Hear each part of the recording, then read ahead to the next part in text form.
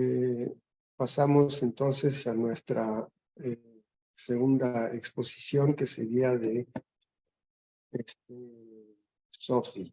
Y ahora yo te doy la palabra, Sofi. Adelante. Muchas gracias, Héctor. Bueno, lo que les quiero compartir el día de hoy es el tema de resiliencia y socioecosistemas y el caso de la cuenca Copalita. Esto, lo que va a presentar el día de hoy, es parte también de una colaboración, digamos, de otro proyecto que ya terminó, que se llama TRACE, y es en colaboración con el Colegio de México y el CIRAD Francia, financiado por el CONACYT y la ANR de Francia. ¿Por qué quiero presentarles esto en particular en este foro? Porque representa un poco la visión que comentaba Paulo de el marco teórico que tenemos de resiliencia y socioecosistemas. Voy a explicar un poquito eso para el caso de la cuenca Copalita y porque hay algunos resultados importantes que me parece relevante compartir con ustedes. Entonces, bueno, lo primero que hay que mencionar es que el concepto de resiliencia de socioecosistemas es visto desde pues una visión sistémica, justamente en donde interactúan aspectos naturales, sociales. Cuando hablamos de aspectos sociales es desde diferentes ámbitos, comunidad, gobierno, ONGs, etcétera. Y pues como decíamos, estos sistemas, es como decía yo, es una visión sistémica, pues recibe estresores internos como externos. Entonces, la dinámica, la resiliencia, que no es nada más la recuperación ante uno de estos eventos, sino es la capacidad de responder y evolucionar en el tiempo de estos sistemas, pues depende justo de las interacciones que se dan en el tiempo y espacio, así como de umbrales específicos de las variables más importantes. Y entonces uno de los objetivos de este proyecto pues era identificar estos dos puntos, así como elaborar escenarios prospectivos ante cambio climático. Dado que pues hay muchos elementos en una escala cuenca, estos son algunos de los temas analizados, de los cuales no voy a profundizar en todos, obviamente, pero todos estos elementos van a aportar a esos escenarios prospectivos de los cuales yo mencionaba. Entonces, primero, pues es la determinación de impulsores de cambio, que esto es desde una manera más cualitativa o cuantitativa, cambios de uso del suelo con escenarios tendenciales y escenarios ante cambio climático, modelación de servicios ecosistémicos y sus escenarios ante cambio climático, son algunos de los temas que se trabajaron. Y por otro lado, el tema de medios de vida, que tiene que ver con estrategias de diversificación, de migración o especialización en alguna de las actividades. En particular, pues aquí el café es una de las actividades que más relevancia tiene en la cuenca, en la producción de café de sombra, y temas de gobernanza que se analizaron con redes sociales multiplex. Y finalmente el tema de resiliencia a una escala pues cuenca, que tiene que ver con esta modelación, pero también a escala hogares. Entonces en este proyecto se trabajó en parte de lo que yo les acabo de mencionar a una escala macrocuenca, que es el complejo Cosigua. De hecho, no es únicamente la cuenca Copalita. Y otra escala que es un zoom, que es de lo que les voy a platicar el día de hoy, en la zona cafetalera y su respuesta ante cambio climático determinado por las variables que yo mencioné hace un momento.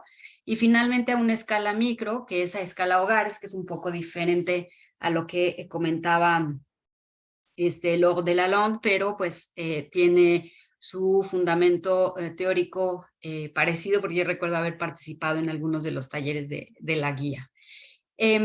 Cabe mencionar que este proyecto en varios periodos tuvimos una colaboración estrecha con organizaciones de la sociedad civil, en particular Gaia, Conservación Internacional, con instituciones de gobierno como el Comité de Cuenca o la CONAMP, y las comunidades, por supuesto, que nos abrieron la puerta para mucho del trabajo que se desarrolló. Esta evidentemente es una cuenca costera y lo que sucede en esta cuenca, en la parte terrestre, tiene mucha influencia en la zona marino-costera a través de sedimentación o incluso procesos socioeconómicos y de gobernanza influyen en las actividades turísticas que se dan en la parte costero-marino y de pesca. Entonces, por eso es relevante unir, ¿no?, tanto la parte costero-marino con lo que sucede en la parte terrestre, sobre todo en territorios del Pacífico, en donde pues justamente la topografía ayuda y tiene sentido a tomar este enfoque de cuencas. Entonces, el zoom que les quiero platicar, que es en la zona cafetalera, es un escenario prospectivo de cómo cambiarían los rendimientos de café asociados a diferentes tipos de manejo y características topográficas y del clima, y en estas mismas parcelas, cómo cambiarían los servicios ecosistémicos. Estos dos elementos son los que se unen en estas parcelas y lo que llamamos, digamos, uno de los indicadores de bienestar, dado que tenemos un aspecto económico de rendimiento, de ingreso y un capital natural que se está conservando.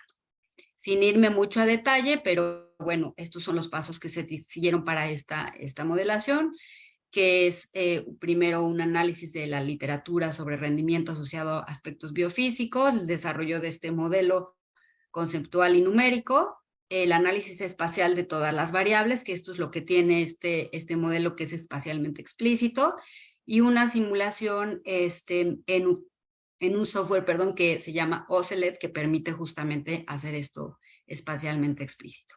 Cabe resaltar que en este proyecto pues participaron muchos académicos e instituciones, las cuales pues agradezco evidentemente su colaboración, que sin ellos no sería posible mostrar estos resultados.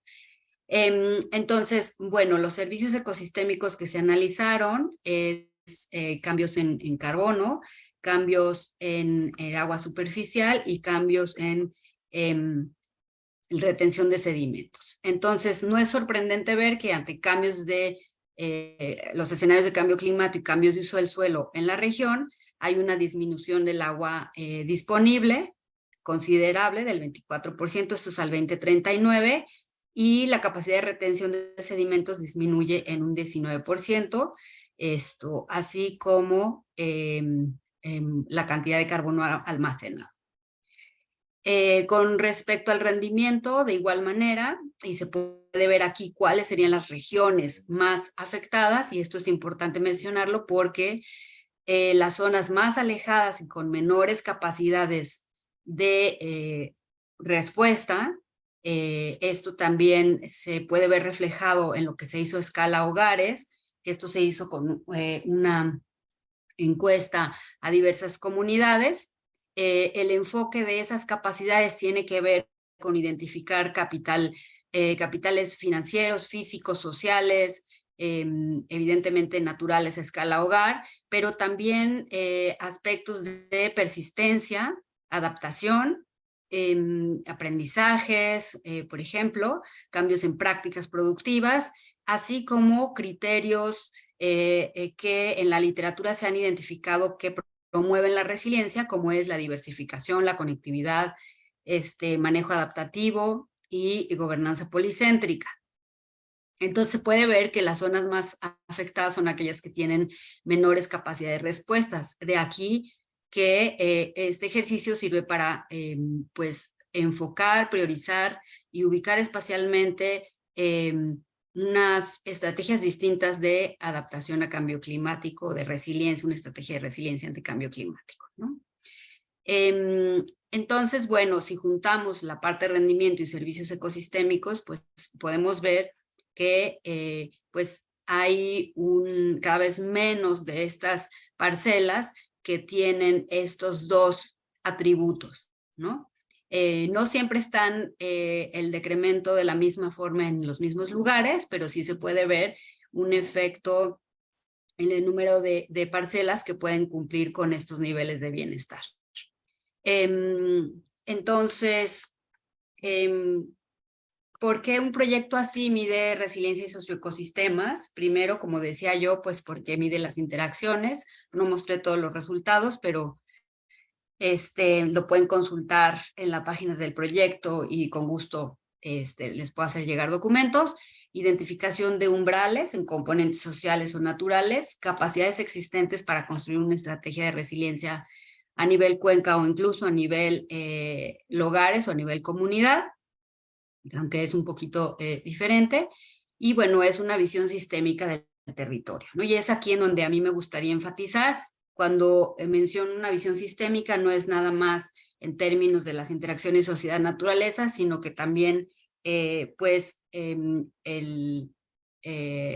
actuar de los diferentes actores que están en el territorio definen gran parte de estas trayectorias.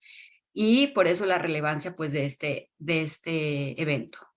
Una de las preguntas era si esto se podría replicar, pues, digamos, en el laboratorio de las capacidades técnicas para hacerlo. Como mencionó Paulo, algunas de las cosas ya las estamos haciendo, pero otras, pues, evidentemente habrá que construirlas. Finalmente, quiero enfatizar que, pues, la construcción de la resiliencia es una corresponsabilidad de varias instituciones que tenemos injerencia en el territorio, y por eso a la ANRES le interesa, pues, hacer estos análisis que, si bien son de corte un poco más académico, tienen mucho que ver, y su importancia de la interacción con otros actores para que esto sea mucho más realista y tenga utilidad para la toma de decisiones. Así que, pues, gracias por su atención. Este es un pequeño resumen, micro, de lo que hay hoy en día en la Cuenca Copalita. Muchas gracias.